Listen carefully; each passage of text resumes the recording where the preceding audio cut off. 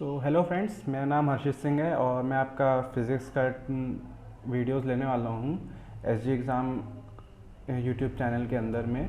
तो मेरा नाम हर्षित सिंह है और मैंने जेईई एडवांस 2019 क्लियर किया है विथ ऑल इंडिया रैंक 13,137 और यूपी-ट्यू 2019 विथ ऑल इंडिया रैंक 273। मैं इस टाइम पे आरजीआईपीटी जायस में पढ़ रहा हूँ, जिसको आईआईटी जायस के नाम से भी जाना जाता है। तो चलिए शुरू करते हैं। तो ये हम लोग यहाँ पे स्टार्ट करेंगे बिल्कुल ही बेसिक से। मतलब आप समझ लीजिए कि जिसने कुछ भी अभी तक तैयार नहीं किया है उसके लिए ये रामबाण है, और जिसने थोड़ा बहुत किया है और जो कर रहा है इस टाइम पे अच्छा चल रहा है उसके लिए एक रिवीजन सेशन है। ये बहुत इंपॉर्टेंट लेक्चर्स होने वाले हैं और ऐसा नहीं है कि इससे में कोई बच्चा ऐसा आएगा जिसको कुछ समझ में नहीं आएगा। हर लेक्चर बिल्कुल बेसिक से स्टार्ट होकर बिल्कुल एक्सट्रीम लेवल तक, जहाँ तक उस कोर्स में जाया जा सकता है वहाँ तक ले जाया जाऊँगा मैं। और बाकी अगर फ़िज़िक्स ऐसा सब्जेक्ट है कि जो समझाने वाला सब्जेक्ट है, फ़ील लेने वाला सब्जेक्ट है, इसको बोला ही जाता है फ़ील करना।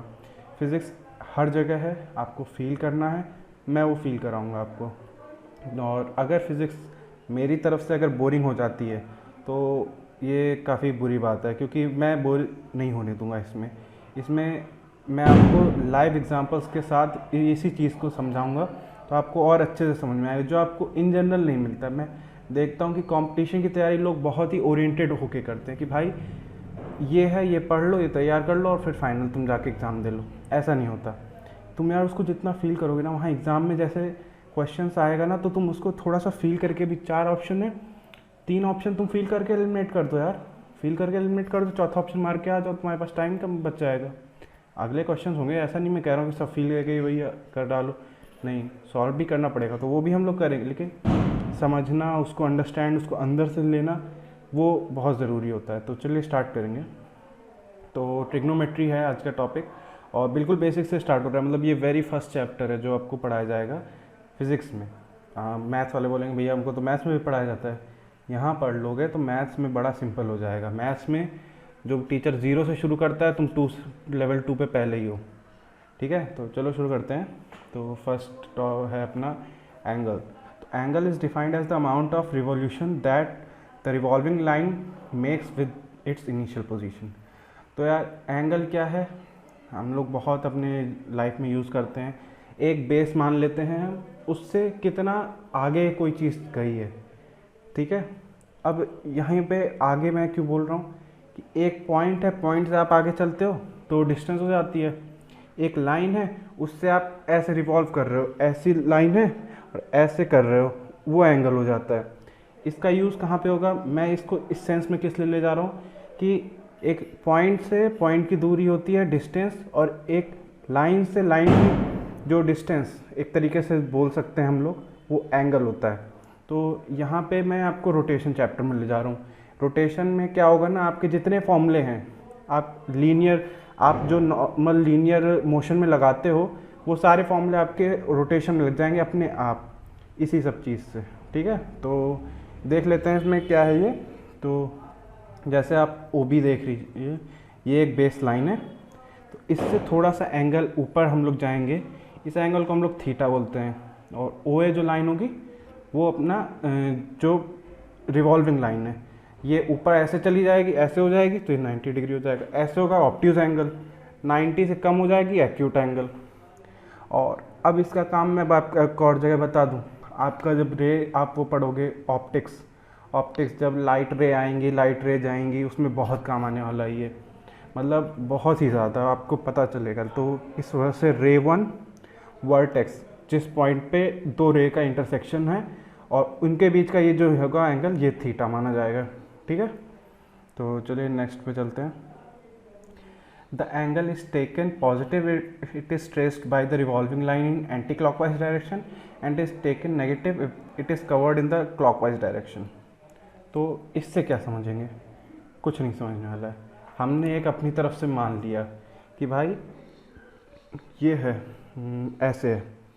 ठीक है, तो ये ऊपर जाएगा तो एंटी क्लॉकवाइज, मतलब अगर एंटी क्लॉकवाइज डायरेक्शन में जाएगा तो पॉजिटिव लेंगे, और यही बेस लाइन ये है और इससे ऐसे नीचे जाएगा तो वो एंटी क्लॉकवाइज डायरेक्शन में होगा और फिर उसको हम लोग नेगेटिव ले लेंगे। तो ये एक कन्वेंशन मार के चल रहे हैं, ये नहीं कि भाई इंडिया में लोग अलग हैं, वो ऊपर जा रहे हैं तो पॉजिटिव मान रहे हैं और जर्मनी में जा रहे हैं तो वो ऊपर जाने पे नेगेटिव मान रहे हैं, तो इस सब गड़बड़ हो जाएगा ना डायरेक्शन का। इस वजह से हम लोग ऐसे कन्वेंशन मान के ही चलते हैं हर जगह। फिर उसके बाद बेसिक इसमें यूनिट्स होती हैं। 1 डिग्री सबने सुना है, 1 डिग्री इक्वल्स टू 60 मिनट, ठीक है, और 1 minute is equals to 60 second. ये छोटे एंगल जब छोटे होते जाते हैं तो उनको मेजर करने के लिए यूज़ किया जाता है, ठीक है। फिर राइट एंगल को देख लेते हैं क्या होता है। Right angle equals to 90 degree, ठीक है।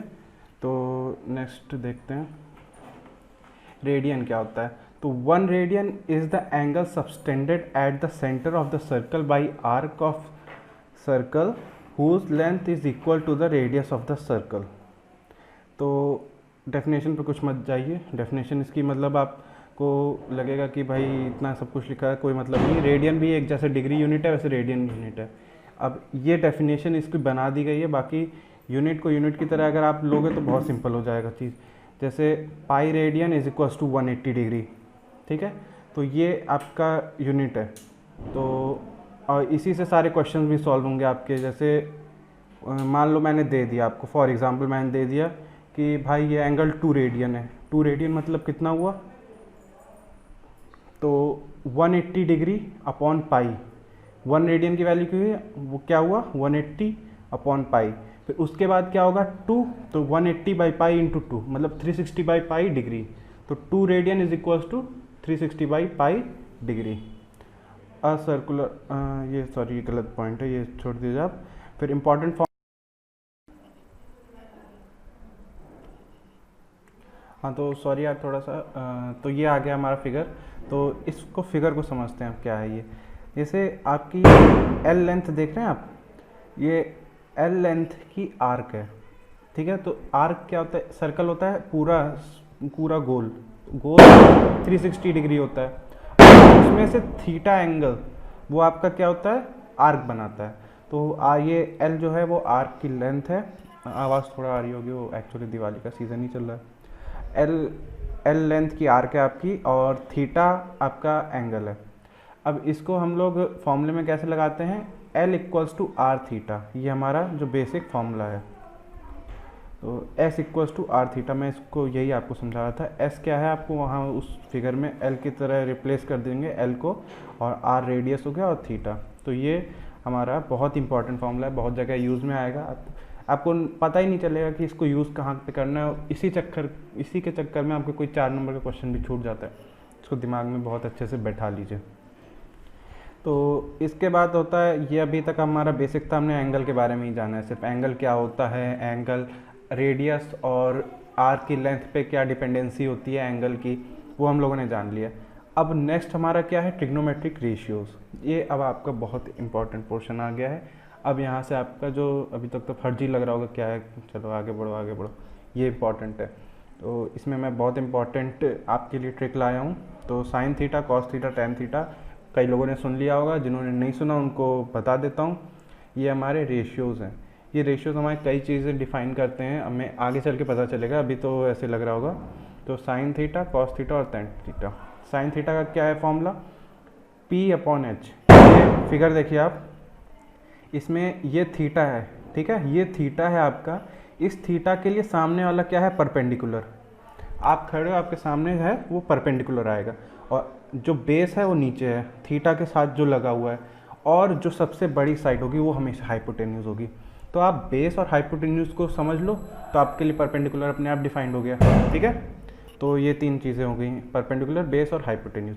अब इसको फॉर्मूले में कैसे लगाना है, तो sine theta equals to perpendicular upon hypotenuse, cos theta equals to base upon hypotenuse, tan theta equals to perpendicular upon base. अब इसको याद कैसे करें, तो मैंने भी इसी फॉर्मूले से याद किया था, आप भी ऐसे ही करो, बहुत सिंपल हो जाएगा। पंडित बद्री प्रसाद हर हर बोले, तो P upon H, B upon H, P upon B, इससे डिफाइन हो गया आपका। पंडित बद्री प्रसाद हर हर बोले, बम बम बोले करो और करते रहो आगे, ठीक है। तो ऐसे साइन, कॉस और टेन याद कर लेना। अब नेक्स्ट चलते हैं, सारे फॉर्मूले देख लें भाई।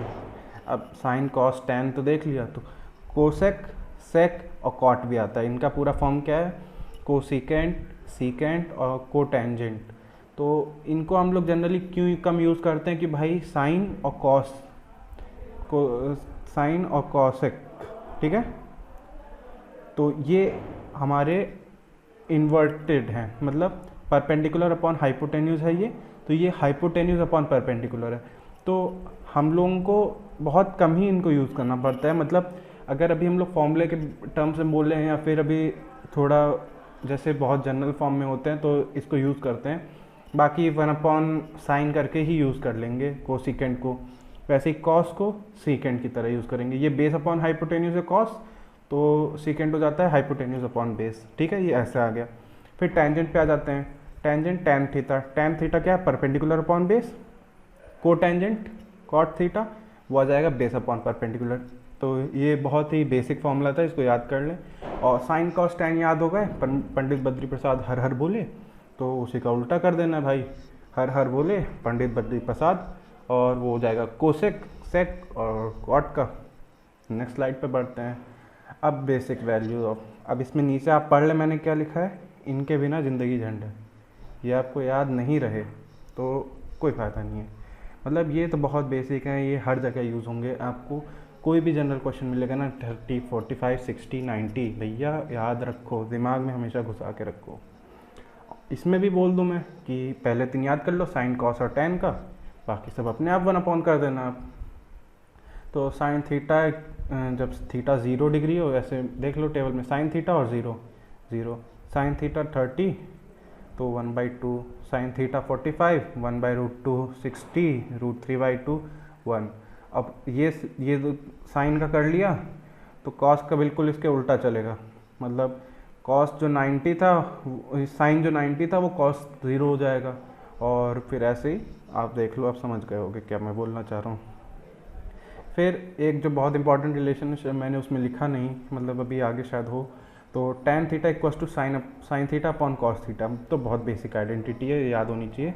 तो उसमें क्या होगा ना, उस वाले चीज़ से आप करेंगे तो जो टैन थीटा होगा वो क्या है, 0 आ रहा है ना, कैसे आ रहा है, साइन थीटा 0 अपॉन 1, तो 0 अपॉन 1 1, 1/√2 अपॉन √3/2 1/√3, ऐसे डिवाइड करते जाओ तो ये साइन कॉस और टैन हो गया। तो भाई तुम सिर्फ साइन याद कर लो, लेकिन क्या होता है ना, मतलब जैसे अच्छे से अगर तीनों याद हैं तो आसान हो जाता है। नहीं तो फिर भाई टैन मान लो 30 निकालना है, तो पहले हमें साइन 30 की वैल्यू याद है मेरे को, फिर मैं कॉस 30 की उल्टा घुमा के याद करूँगा तो √3/2, फिर उसके बाद मैं डिवाइड करूँगा। इतना कौन करेगा यार, याद रखो, ये पूरी टेबल याद कर लो अच्छे से, पूरा मतलब चाट लो, क्लास ख़त्म होते ही बैठो, 10 मिनट लगेगा, पूरा रट जाएगा। और दिमाग में याद रखना, इनके बिना ज़िंदगी झंड है, समझ लो।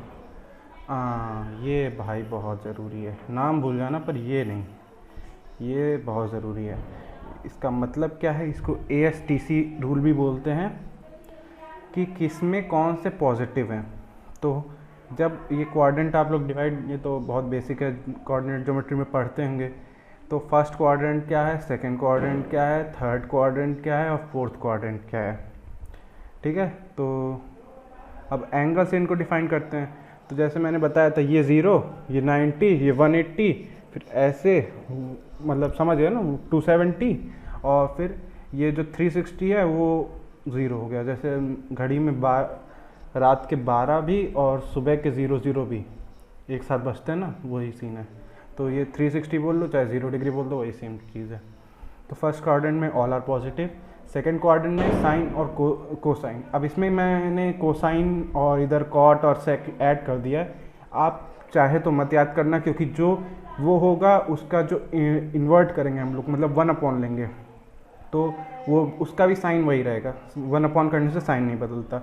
तो आप सिर्फ साइन देखिए, टैन देखिए और कॉस थीटा देखिए। तो फर्स्ट में ऑल, सेकेंड में साइन, थर्ड में टैन और फोर्थ में कॉस। तो ASTC रूल, ASTC भैया नाम भूल जाना, ये नहीं भूलना, ठीक है। और फिर अब ग्राफ पे आते हैं भाई, ये बहुत ज़रूरी चीज़ है, लाइफ में बहुत ज़रूरी चीज़ है ग्राफ। क्यों मैं बोल रहा हूँ ऐसा कि यार आप कोई चीज़ भूल जाओगे ना, कभी वैल्यूज़ भी भूल जाओगे ना, तो आपको ग्राफ के ज़रिए याद हो जाएगा। तो मैं जैसे अभी ये ग्राफ आपका साइन थीटा का ग्राफ है, बहुत इंपॉर्टेंट ग्राफ हो जाता है ये, फिर कॉस थीटा का, फिर टैन थीटा का। तो अभी मैं साइन और कॉस पहले आपको बताऊंगा, फिर टैन उसके बाद में। तो पहले साइन को देख लेते हैं। तो साइन 0 = 0 हमने पढ़ा ही था। फिर साइन पाई बाई टू क्या है, उधर जाओ, पाई रेडियन = 180 डिग्री। अब हम लोग इसमें ज़्यादातर क्या यूज़ करते हैं, पाई वाला।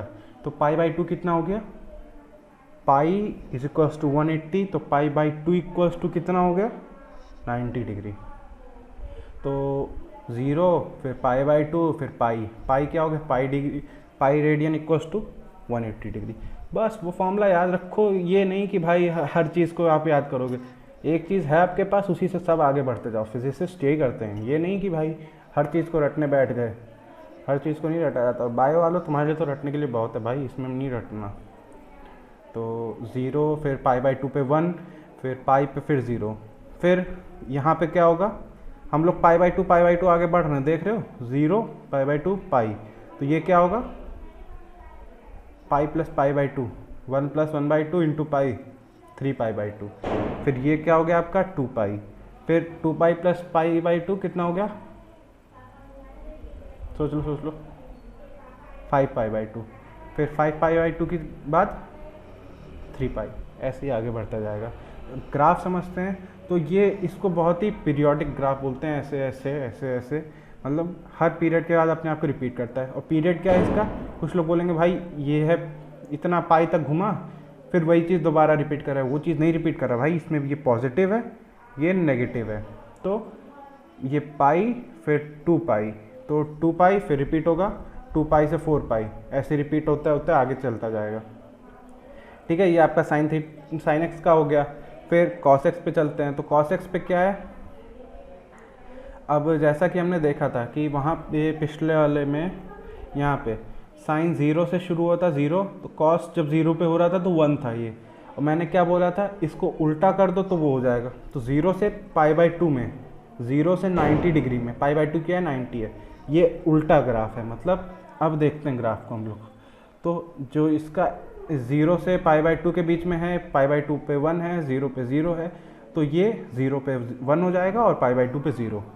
फिर उसके आगे वही ऐसे चलता रहेगा। अब आप ये दिमाग में ध्यान रख लीजिए कि ये बिल्कुल ही पीरियोडिक ग्राफ होते हैं, ऐसे ही इनका चक्कर चलता है। साइन और कॉस का ग्राफ मेरे ख्याल से क्लियर हो गया होगा। एक बार और आप समझ लें इसको आराम से, वीडियो पॉज करके और अच्छे से देख के समझ लीजिए। फिर अपन टैन पे जाते हैं। तो टैन का थोड़ा सा डिफ़िकल्ट है। अगर आप बहुत ही बेसिक लेवल पे हैं तो टैन का आपके लिए थोड़ा सा डिफ़िकल्ट होगा, नहीं तो बाकी तो वैसे सिंपल है मेरे हिसाब से। तो ग्राफ पे देखते हैं। तो टैन 0 पे 0 है और टैन पाई/2 पे इन्फिनिटी। अब ये आपको बहुत हेल्प करेगा। मतलब मैं बोल रहा हूँ ना, इनके बिना ज़िंदगी झंड है। इनको याद कर लोगे। कई लोग होते हैं भाई ग्राफ से ये निकालते हैं, क्यों, इनको याद करो, इनसे ग्राफ बनाओ।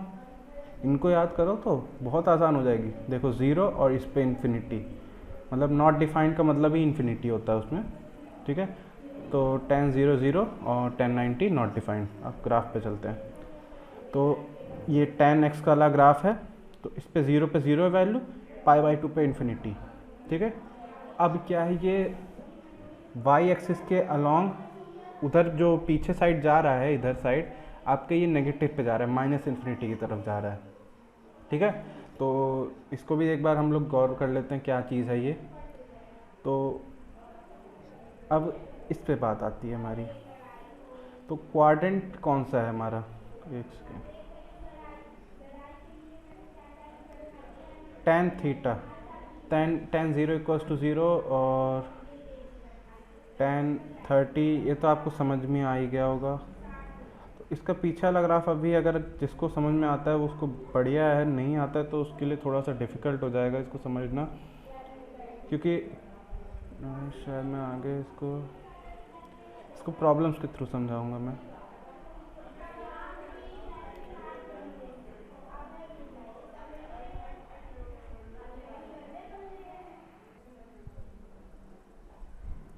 तो गाइस ये जो मेरा ग्राफ था, तो इसको आप देख के मतलब थोड़ा डरिएगा मत ये माइनस इन्फिनिटी वाला है, ये पार्ट अभी छोड़ दीजिए, अभी नहीं समझ में आएगा, बस आप याद कर लीजिए कि ऐसा कुछ सिमेट्री इसकी रहती है। 0 से π/2 होता है, उसका नेगेटिव हम लोग इसमें ले लेते हैं। ये चीज़ मैं अभी आपको आगे समझाने वाला हूँ, ऐसा क्यों ले लेते हैं, क्यों करते हैं ऐसा। इसको मैं थोड़ा सा, आप 1 मिनट रुक जाइए, आपको समझ में आ जाएगा। मतलब अभी मैं एग्जांपल करा लेता हूँ पहले, ये ग्राफ का अभी समझ में आएगा। तो चलिए एग्जांपल्स करते हैं। तो मैं एनसीईआरटी के एग्जांपल्स दूंगा, वो एक्चुअली क्या होगा आपके लिए बहुत ही हेल्पफुल हो जाएंगे। तो एग्जांपल 6 है ये एनसीईआरटी का, बाकी सब पुराने फर्जी हैं। cos x equals to -3/5, x lies in the third quadrant, find the values of other 5 trigonometric functions. x lies in third quadrant, इसका मतलब क्या हुआ, जो मैंने इधर आपको अपनी स्लाइड में बताया था ASTC रूल, ये बहुत यहाँ पे काम आने वाला है। तो थर्ड क्वाड्रेंट में x है, तो इसी की वजह से cos आपका नेगेटिव है, पहली बात तो ये।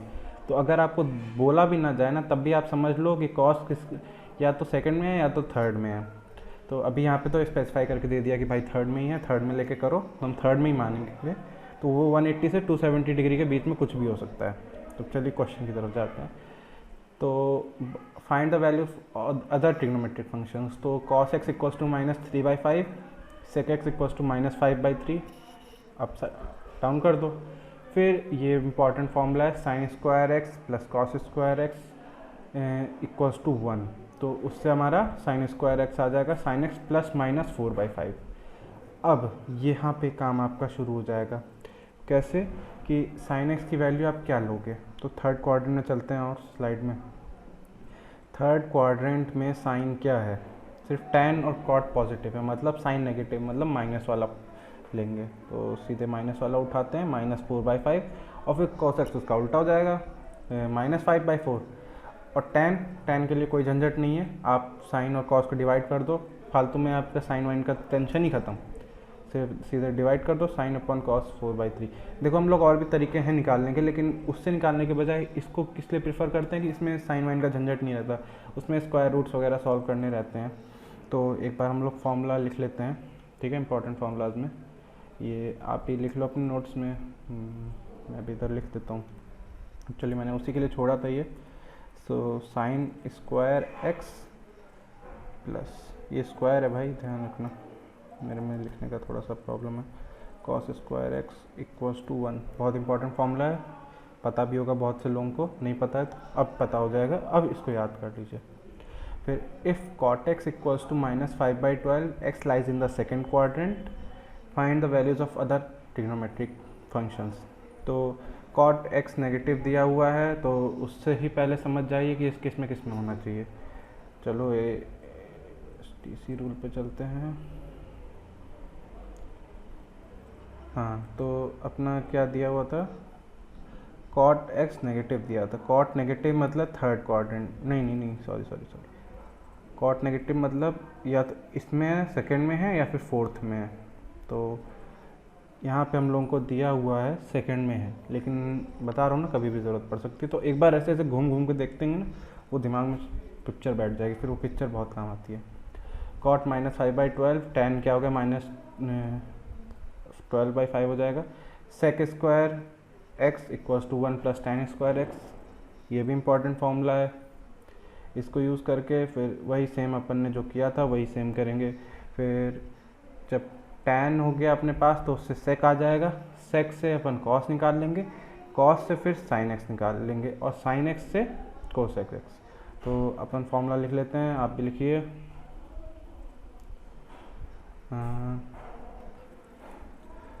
Third formula, third, sec square x is equals to 1 plus tan square x. इसको याद कर लें, अच्छे से दिमाग में बैठा लें, ठीक है। तो ये हो गया, और फिर नेक्स्ट एग्जांपल पे चलते हैं। Example 8, find the value of sin 31 π/3। तो इसको हम लोग कैसे सॉल्व करेंगे, इसको सॉल्व करने का क्या तरीका है, मैंने आपको बताया था कि इंटरवल, जो ग्राफ में अभी हम देख रहे थे यहाँ पे साइन का, ये यहाँ पे यूज़ में आएगा कि जो ज़ीरो है, साइन ज़ीरो, फिर 2π। तो 2 पाई के बाद वही अपना वैल्यू रिपीट कर रहा है वो। तो हम लोग जो आगे तक जा रहे हैं, एक्स का वैल्यू बहुत आगे है, तो उसको हम लोग लेने की बजाय उसको 2 पाई हटाते जाएंगे। जैसे मान लो कोई वैल्यू यहाँ पे है, कुछ यहाँ पे करके, तो उसको हम लोग क्या करेंगे, 2 पाई हटा देंगे और साइन वो मान लो ये एंगल से कि 5 पाई बाई 2 है, मैं क्या करूँगा 5 पाई बाई 2 मैं लूँगा ही नहीं, मैं उसमें से 2 पाई हटा दूंगा। तो यही देखूंगा मैं, कोई भी क्वेश्चन मेरे सामने आएगा ना, तो मैं उसमें से जो नियरेस्ट 2 पाई होगा उसको हटा देंगे।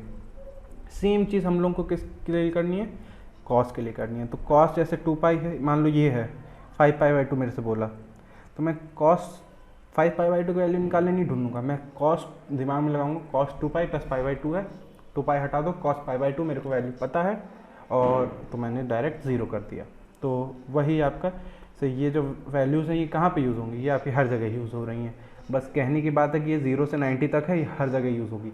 इवन आपकी नेगेटिव में भी देखिए, नेगेटिव में जाइए आप, अब आप जो मान लो यहाँ पे प्लस पाई बाई 2 पे वैल्यू 1 है, साइन प्लस पाई बाई 2 पे वैल्यू 1 है, मैं नेगेटिव में जा रहा हूँ, तो मेरे को पता है सेम ग्राफ इधर बस उल्टा हो गया है, बाकी है तो पूरा सेम ही, तो मैं -1 कर दूंगा।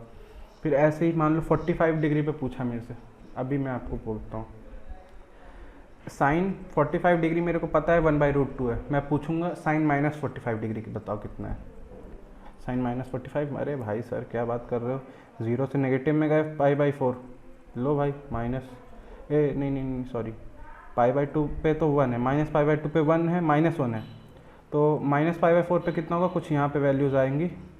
तो इसको जूम करते हैं थोड़ा और जूम, तो ये है यहाँ पे साइन -पाई/2 पे -1 है, साइन -पाई/4 कुछ यहाँ पे आएगा, उसकी वैल्यू यहाँ पे है -1/√2, तो ये होगा जो आपकी वैल्यू -1/√2।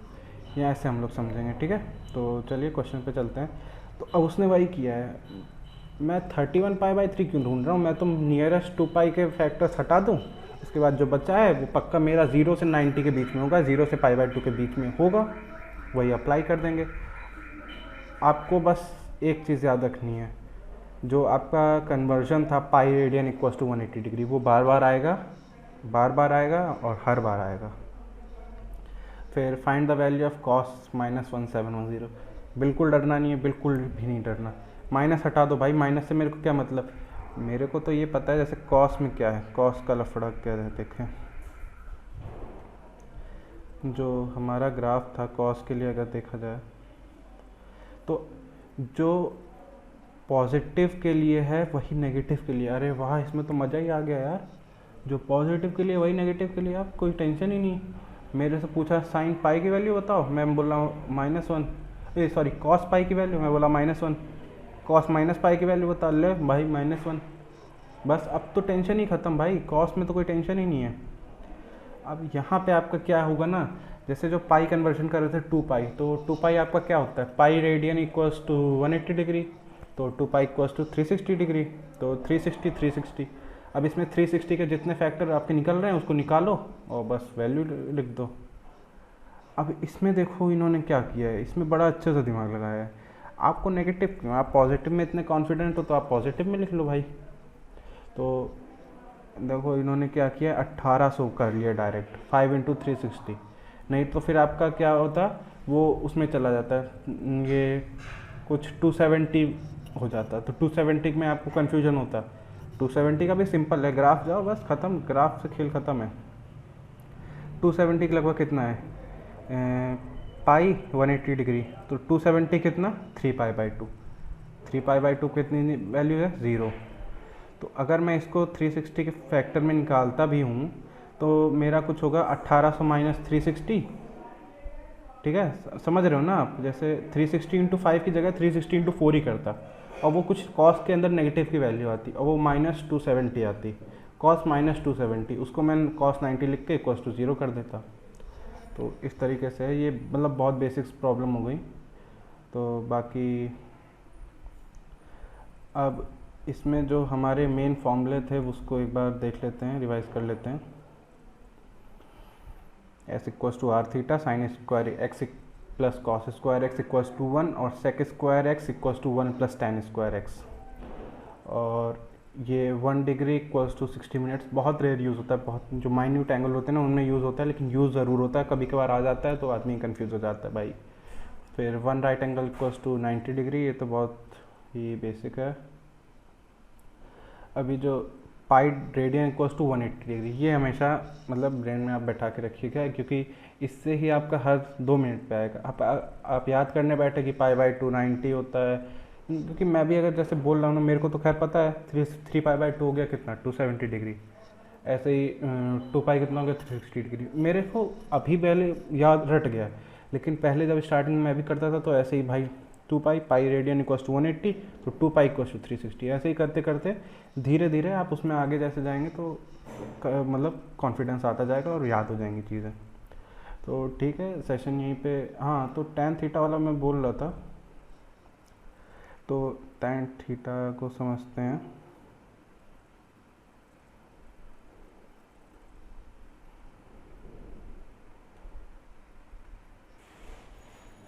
तो tan थीटा की जो फंक्शन है ना, उसके लिए tan x का फंक्शन है, उसके लिए एक चीज़ मैं बता रहा हूँ जो आप सोचिए। तो कुछ ऐसा है कि हम लोग के पास ग्राफ है, हम ग्राफ से कुछ इंटरप्रेट करें फिर उसको यूज़ करें तो उससे हम लोगों को बहुत क्लियर हो जाएगा। जैसे देखा जो हमने tan जो थीटा है वो क्या है, tan माइनस थीटा पे जाएं अगर हम लोग तो नेगेटिव हो जा रहा है उसका, तो इससे हम लोग एक फॉर्मूला डिराइव करते हैं। चलिए लिखिए, tan x is equals to minus of tan x।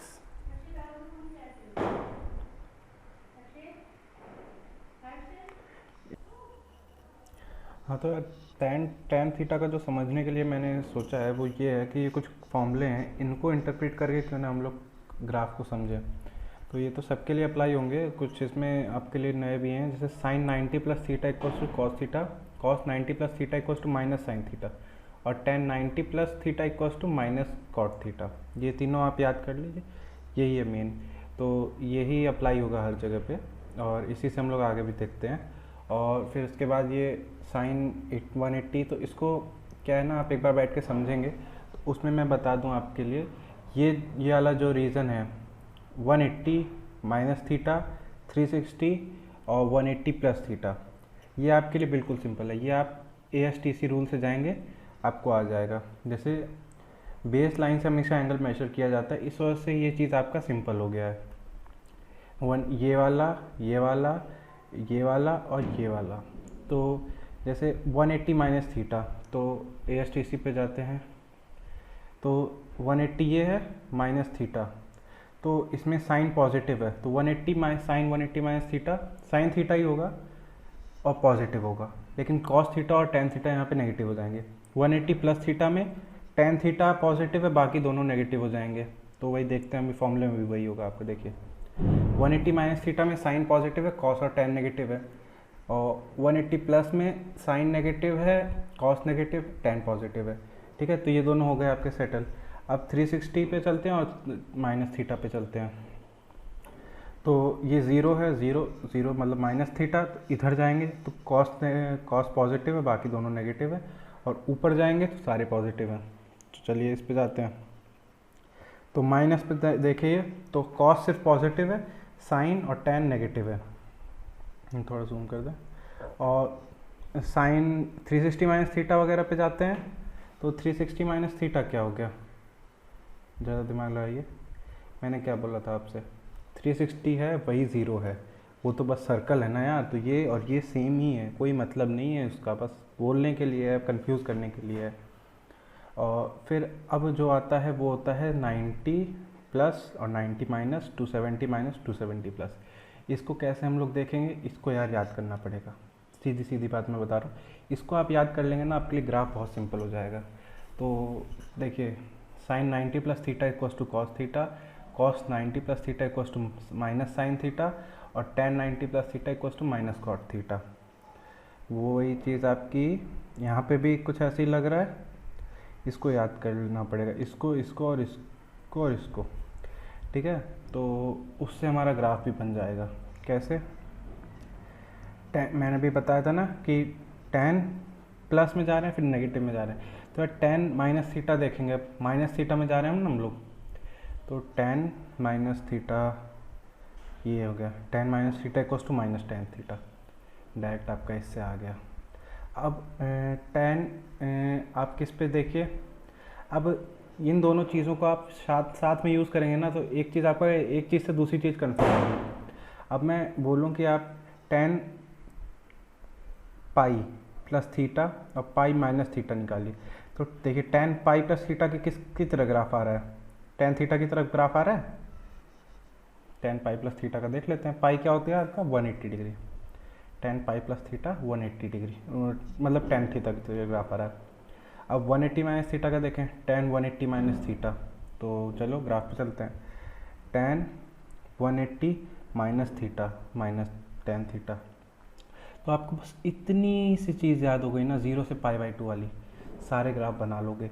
ये मैंने टेन के लिए समझाया, टेन सबसे टफ है, साइन थीटा तो आप हलवा बनाओगे। अब देखना कुछ नहीं है, वही टेन थीटा में बस 0 से पाई बाई 2, फिर या तो इसको याद कर लो आप या फिर इसको याद कर लो।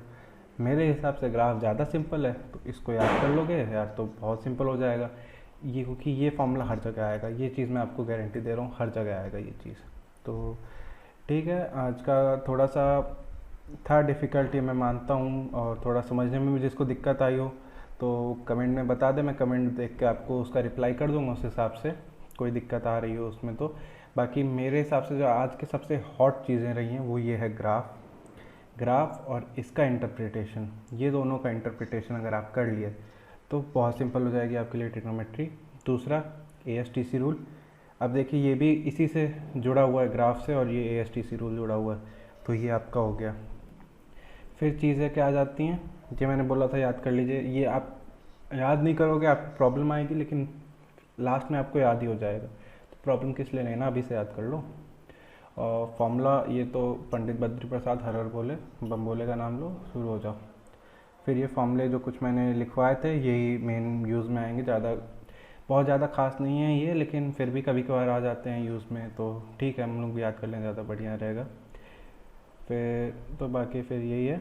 सो थैंक यू, आज का लेक्चर यहीं पे ख़त्म होता है। होपफुली आपको ये समझ में आया होगा। अगर नहीं आ रहा है या कोई प्रॉब्लम हो रही है या आपको लग रहा है कि मेरे को कुछ अलग तरीका यूज़ करना चाहिए या कुछ अलग तरीके से पढ़ाना चाहिए, तो मैं वो कोशिश करूँगा। एक्चुअली मैं बोर्ड पे पढ़ा नहीं पाऊँगा क्योंकि मेरे पास बोर्ड का यहाँ पे फैसिलिटी नहीं है, तो बाकी ऐसे मैं होपफुली आपको नोट्स अच्छे से दे पाऊँगा और समझा भी पाऊँगा अपनी चीज़ें। तो थैंक यू, कोई चीज़ छूटेगी नहीं वो भी है। और फिर बाकी कमेंट्स में आप बताइए आपको कोई प्रॉब्लम होती है, तो मैं उस हिसाब से अपने जो लेक्चर्स हैं उनको अपडेट करता रहूँगा। So thank you.